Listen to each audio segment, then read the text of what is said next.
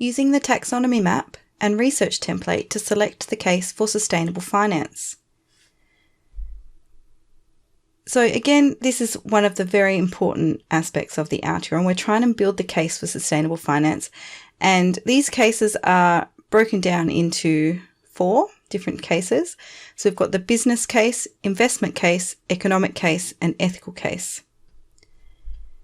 So going to the taxonomy map, on the cases tab, you will see these 4 cases outlined with a large description of each case, and also further resources.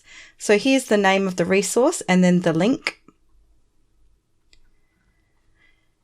So the business case relates to commercial considerations. So for the organisation itself, such as, does sustainable finance improve consumer demand, competitor activity, what's the effect on regulatory pressure, and also are there cost savings with moving towards sustainability. The investment case relates to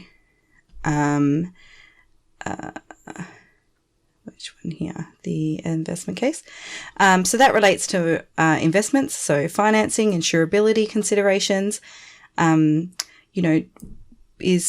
you're sustainable, will this improve returns? Does it decrease risk? So you're looking at things like risk and return, diversification, valuation, that kind of thing. We've got the economic case, which is relates to macroeconomic issues, so society, environment, things like inequality, externalized costs. So, do we have true costs, or are these being borne by the environment, our other costs? It looks at things like climate change policy and technological change. So those kinds of big issues in the economic case. And then we have the ethical case, which is, should we just be doing good? It argues, why sustainable finance is the right thing to do. It can include things like stewardship principles and intergenerational equity and trust. So should we be caring for the next generation, or the resources for the next generation, that kind of thing. So we've actually broken down the cases into sub-cases to help you out. So that's on the next tab. So you can actually see the different areas of investment case. So return and risk, universal ownership, and then it's got some more further details in this column here. We also do consider implementation, so whether a piece of content is relevant to implementation. In other words, the case has already been made, but this piece of research or content will help individuals or organisations to implement the change. So it might look at things like different frameworks and policies or advocacy and things like that. So once you have looked at your piece of content and you've worked out what sub-cases that you think it should belong into, and using the taxonomy map and going into these finer details, then you would go to your template and you would select them from the list.